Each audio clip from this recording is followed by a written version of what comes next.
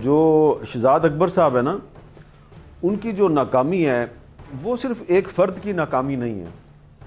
اور اگر کوئی یہ سمجھتا ہے کہ شہزاد اکبر صاحب جو ہیں وہ اپنے ٹارگٹس کو اچیو نہیں کر سکے اور یہ صرف ایک انڈیویجول جو ہے یہ اس کی ناکامی ہے، تو I think he is living in fools paradise. وجہ اس کی یہ ہے کہ شہزاد اکبر صاحب کو پوری اسٹیٹ مشینری کی سپورٹ حاصل تھی. ہم سب جانتے ہیں کہ شہزاد اکبر صاحب کو ایف آئی اے کی پوری سپورٹ حاصل تھی، ان کو انٹیلیجنس بیورو کی پوری سپورٹ حاصل تھی، تمام جو باقی ادارے ہیں وہ بھی ان کو سپورٹ کر رہے تھے، یہاں تک کہ نیب کا اور شہزاد اکبر صاحب کا بھی آپس میں بہت کلوز ورکنگ کوارڈینیشن تھا. تو اگر شہزاد اکبر صاحب جو ہیں وہ 3-3.5 سال میں کوئی ٹارگٹ اچیو نہیں کر سکے تو یہ نہیں سمجھنا چاہیے کہ یہ صرف ایک فرد کی ناکامی ہے. آئی تھنک یہ پوری کی پوری گورنمنٹ کی ناکامی ہے، اور اب ان کی جگہ پہ جو بھی صاحب لائے جا رہے ہیں یا لائے گئے ہیں ان کو یہ سوچنا چاہیے کہ کیا شہزاد اکبر صاحب جو ہیں یہ کوئی ایک انڈیویجول کیپیسٹی میں سارا کام کر رہے تھے. لیکن عامر صاحب قیادت ناکامیوں کا بوجھ برداشت کرنے کے لیے تیار دکھائی نہیں دیتی. آپ دیکھیں کے پی الیکشنز کے اندر بدترین شکست ہوئی، عمران خان صاحب نے پارٹی کا پورا انتظامی ڈھانچہ تحلیل کر دیا، نئے سرے سے اثر نو اس کی تشکیل ہو رہی ہے. یعنی عمران خان صاحب یہ سمجھتے ہیں کہ کوئی پرفارم نہیں کر رہا. آپ دیکھیے کیبنٹ کے اندر ایک بڑے عرصے سے ایک میوزیکل چیئر جاری ہے، معاونین اور مشیران کو کیسے تبدیل کیا جاتا ہے، وہ کسی بھی شکست کا خود سے ملبہ لینے کو تیار نہیں ہے. تو آپ کو لگتا ہے سر کہ اب یہ ٹیم پر ڈالنا آسان ہوگا اور مصدق عباسی صاحب وہ آؤٹ پرفارم کر سکیں گے جو پرفارم نہیں کر سکے شہزاد اکبر صاحب؟ دیکھیں، اگر عمران خان صاحب کی حکومت پچھلے 3-3.5 سال میں مختلف فرنٹس پر کوئی اچھی پرفارمنس نہیں دکھا سکی تو یہ اکاؤنٹیبلٹی کے فرنٹ پہ بھی وہ کوئی پرفارمنس نہیں دکھا سکے گی. آپ دیکھیں نا کہ سب سے امپورٹنٹ ایشو جو ہے وہ اس وقت پاکستان کی اکانومی کا ہے. تو پاکستان کی جو اکانومی ہے اس کے لیے سب سے امپورٹنٹ کون ہوتا ہے؟ آپ کا فنانس منسٹر. تو عمران خان صاحب کی حکومت جو ہے وہ 3 سال میں 4 دفعہ تو فنانس منسٹر کو تبدیل کر چکی ہے. اسی طرح جو فیڈرل بورڈ آف ریونیو ہے اس کے چیئرمین کو 6 دفعہ وہ تبدیل کر چکے ہیں، اور جو سیکٹری فنانس ہے اس کو بھی وہ 5-6 دفعہ تبدیل کر چکے ہیں. تو آپ اگر بار بار فنانس منسٹر کو، سیکٹری فنانس کو، چیئرمین ایف بی آر کو تبدیل کر رہے ہیں تو اس کا مطلب یہ ہے کہ آپ کی جو ڈیسیژن میکنگ کی پاور ہے وہ ٹھیک نہیں ہے. تو پرابلم شہزاد اکبر میں یا پرابلم جو ہے وہ ایف بی آر کے جو 5-6 سربراہ تبدیل ہوئے اور فنانس منسٹری کے 5-6 سیکٹری تبدیل ہوئے اور 4-5 وزیر خزانہ تبدیل ہوئے، پرابلم ان میں نہیں ہے. پرابلم جو ہے وہ ان لوگوں کو سلیکٹ کرنے والے شخص میں ہے، اور وہ شخص کون ہے؟ اس کا نام ہے پرائم منسٹر عمران خان. اب وہ کہتے ہیں کہ جناب میری حکومت کی پرفارمنس تو بہت اچھی ہے، لیکن جو میڈیا ہے وہ میڈیا جو ہے وہ لوگوں میں مایوسی پھیلاتا ہے. تو میڈیا جو ہے وہ لوگوں کو امید کیسے دلائے جب پچھلے 3-4 سال میں آپ اپنا جو وزیر اطلاعات ہے اس کو بھی 3 دفعہ تبدیل کر چکے ہیں.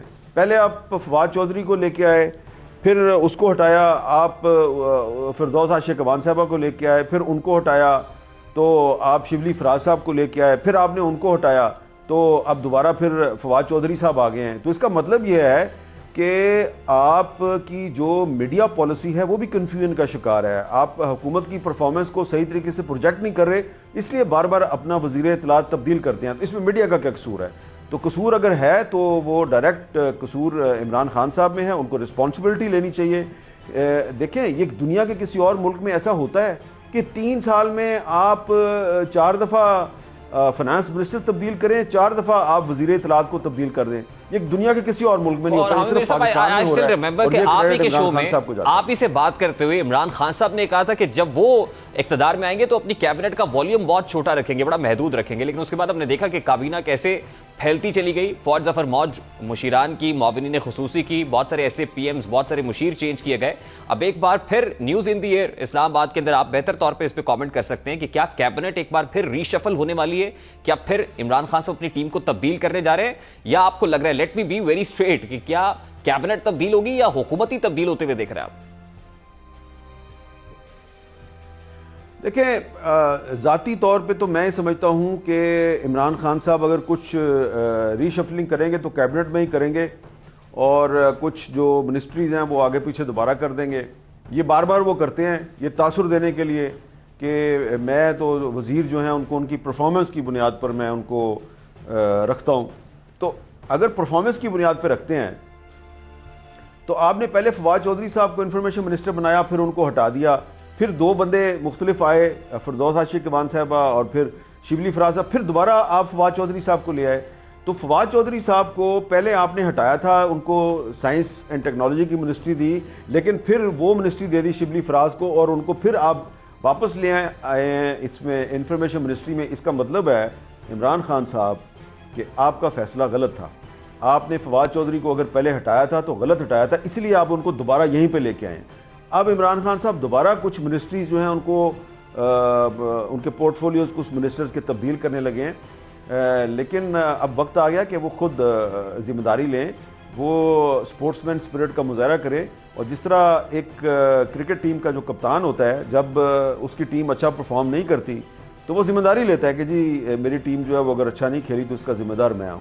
تو عمران خان صاحب کو اس کی ذمہ داری لینی چاہیے. یہ کیا بات ہوئی کہ وہ وزیروں کو تبدیل کر دیتے ہیں، سیکٹری کو تبدیل کر دیتے ہیں، مشیروں کو تبدیل کر دیتے ہیں. آپ دیکھیں ان کے اب تک کتنے مشیر تبدیل ہو چکے ہیں، یعنی کہ جس پرائم منسٹر کے ایڈوائزر آئے دن تبدیل ہو رہے ہوں اور استعفے دے کے جا رہے ہوں، وہ پرائم منسٹر کیا حکومت چلائے گا؟ تو عامر میر صاحب دیکھیے، ٹرانسپیرنسی انٹرنیشنل کی رپورٹ آئی 180 ممالک کی فہرست میں ہم 140ویں نمبر پر ہیں. ہمارا کرپشن پرسیپشن انڈیکس جو ہے وہ بھی گرا ہے، اب 31 سے پھر 28 پہ آ گئے ہیں.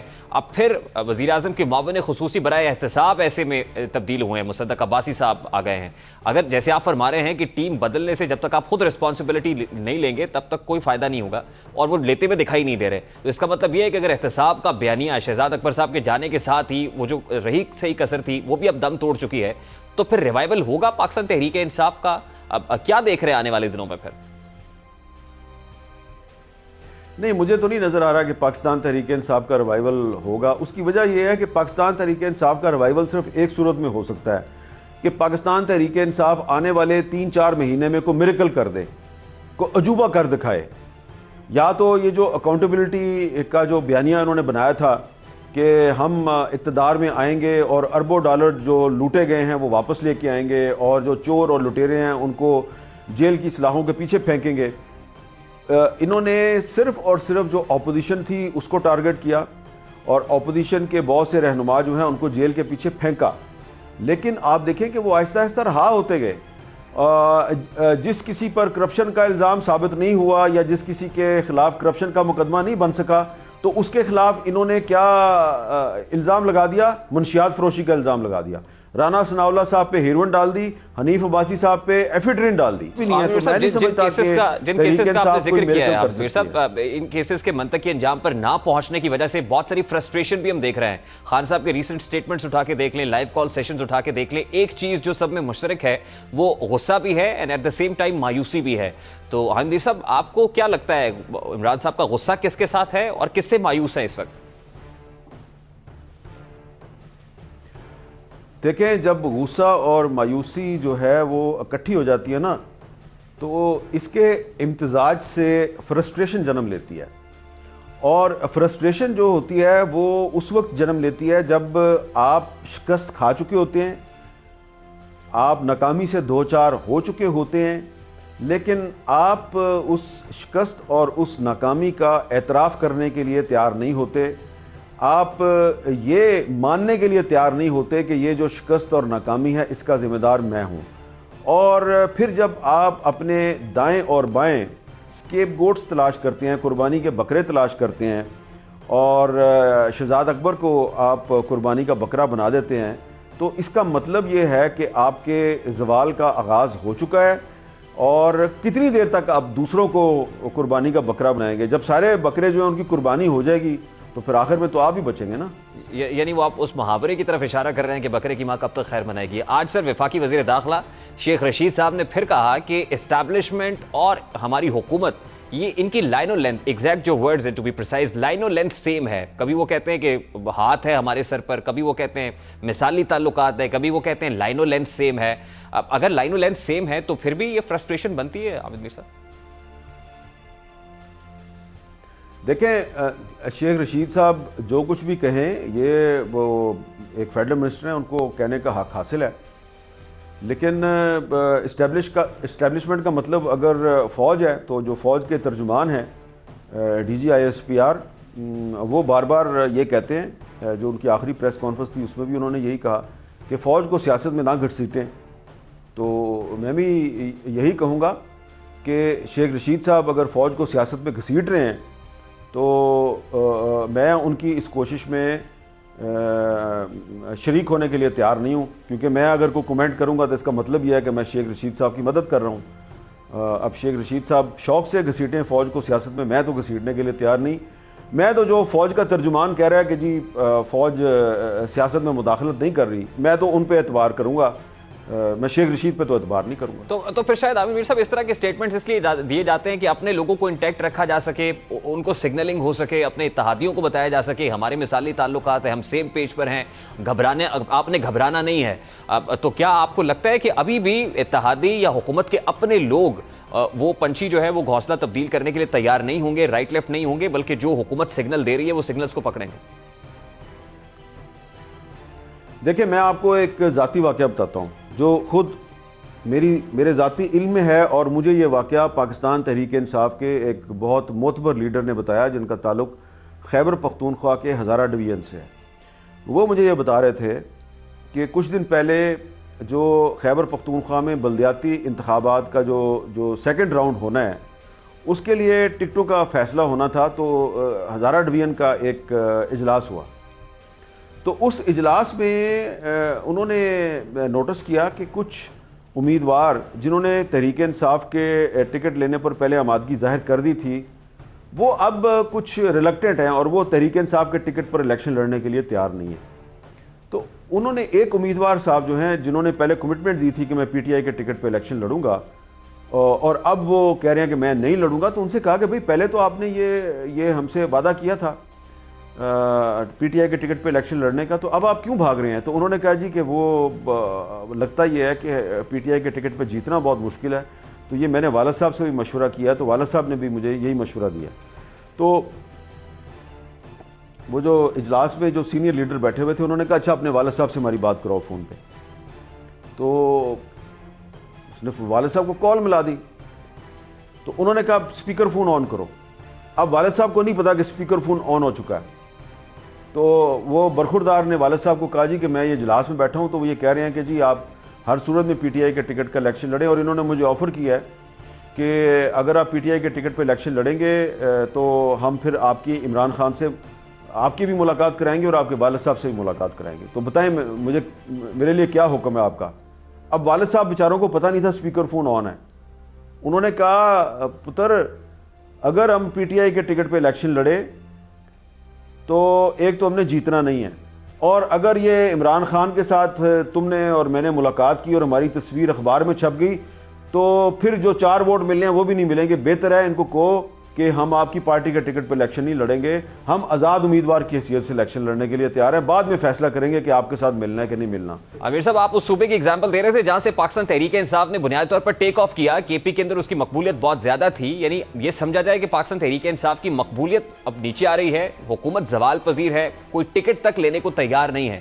تو ایسے میں اپوزیشن کس بات کی دیر کر رہی ہے سر؟ اپوزیشن کس بات کا انتظار کر رہی ہے پھر؟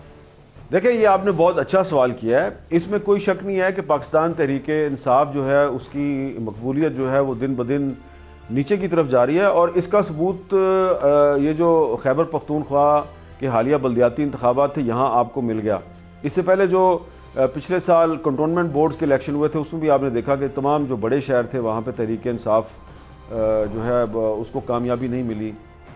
پنجاب کے جو بڑے شہر ہیں وہاں پہ مسلم لیگ نون جیت گئی، اور سندھ کے بہت سے علاقوں میں پیپلز پارٹی جیت گئی.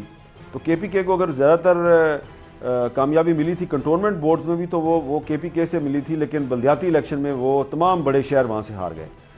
اب اس میں یہ سوال پیدا ہوتا ہے کہ قومی اسمبلی اور صوبائی اسمبلیوں کے ارکان کی کیا صورتحال ہے. وہاں پہ بھی یہی صورتحال ہے، اور یہ چیز بھی میں آپ کو بڑے اعتماد کے ساتھ بتا سکتا ہوں کہ ایسے پی ٹی آئی کے بہت سے ارکان قومی اسمبلی کو میں جانتا ہوں جو اگلا الیکشن پی ٹی آئی کے ٹکٹ پہ لڑنے کے لیے تیار نہیں ہیں، اور ان میں سے بہت سے لوگ جو ہیں انہوں نے مسلم لیگ نون سے رابطہ قائم کر رکھا ہے اور یہ خواہش ظاہر کیا کہ اگر آپ ہمیں اگلے الیکشن میں مسلم لیگ نون کا ٹکٹ دینے کی یقین دہانی کروا دیں تو ہم تحریک عدم اعتماد میں عمران خان کے خلاف ووٹ دینے کے لیے تیار ہیں۔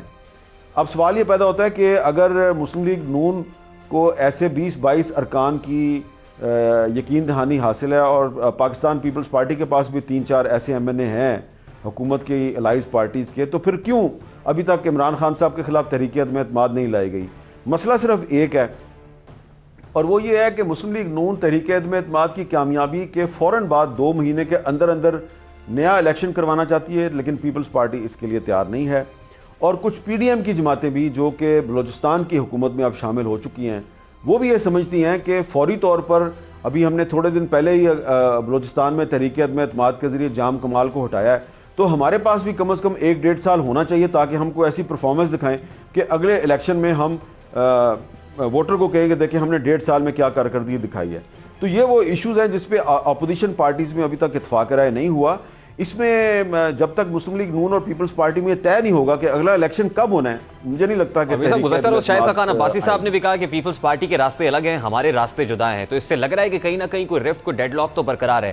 سر لاسٹلی یہ فرمائے گا، پیپلز پارٹی 27 فروری کو نکلے گی، پی ڈی ایم 23 مارچ کو نکلے گی، 4-5 اپریل سے رمضان المبارک شروع ہو جائے گا، کیا سمجھا جائے؟ کیا یہ صرف ٹائم کنزیوم کرنے کا، ٹائم بائی کرنے کا طریقہ ہے، رائے عامہ ہموار کرنے کا طریقہ ہے، اس سے زیادہ کچھ نہیں؟ دیکھیں مجھے تو یہ لگ رہا ہے کہ پیپلز پارٹی اور مسلم لیگ نون دونوں اگر چاہیں تو تحریک عدم اعتماد کے ذریعے عمران خان کو ہٹا سکتی ہیں، لیکن دونوں جماعتیں فی الحال یہ چاہتی ہیں کہ عمران خان صاحب کچھ مزید عرصہ حکومت میں رہیں اور ان کا پاپولیرٹی گراف مزید نیچے آئے۔ آپ دیکھیں نا جس طرح یہ جو ٹرانسپیرنسی انٹرنیشنل کی جو لیٹسٹ رپورٹ آئی ہے تو پاکستان 16 درجے مزید نیچے گر گیا ہے۔ تو پیپلز پارٹی نے 27 فروری کو لانگ مارچ کا اعلان کیا ہے اور جو پی ڈی ایم کی جماعتیں ہیں انہوں نے 23 مارچ کو لانگ مارچ کا اعلان کیا ہے۔ اس کا مطلب ہے یہ دونوں حکومت کو نہیں گرانا چاہتے، دراصل یہ اپنی اپنی الیکشن مہم چلا رہے ہیں، یہ اگلے الیکشن کی تیاری کر رہے ہیں۔ تو اس لیے بہتر ہے کہ پھر یہ جماعتیں جو ہیں یہ روزانہ یہ بیان نہ دیا کریں کہ ہم عمران خان کو گرا دیں گے، یہ کریں گے، وہ کریں گے، ان کو ٹائم پورا کرنے دیں، اپنا ٹائم پورا ہو جائے اور اگلے سال الیکشن میں جائیں۔ لیکن میرا خیال ہے کہ اگر اس سے پہلے پیپلز پارٹی اور مسلم لیگ نون میں کچھ معاملات اگر طے ہو گئے تو پھر یہ تحریک عدم اعتماد لا سکتے ہیں اور قبل از وقت انتخابات بھی ہو سکتے ہیں۔ YouTube پر گوگلی نیوز دیکھنے کے لیے youtube.com کی سرچ بار میں googly news T V type کریں۔ گوگلی نیوز کے پیج پر سرخ رنگ کے سبسکرپشن والے بٹن پر کلک کرنا نہ بھولیے۔ YouTube پیج پر اپلوڈ ہونے والی ویڈیوز سے باخبر رہنے کے لیے بیل آئیکن پر کلک کیجیے۔ آپ کو ہر نئی ویڈیو کے بارے میں نوٹیفیکیشن موصول ہو جائے گا۔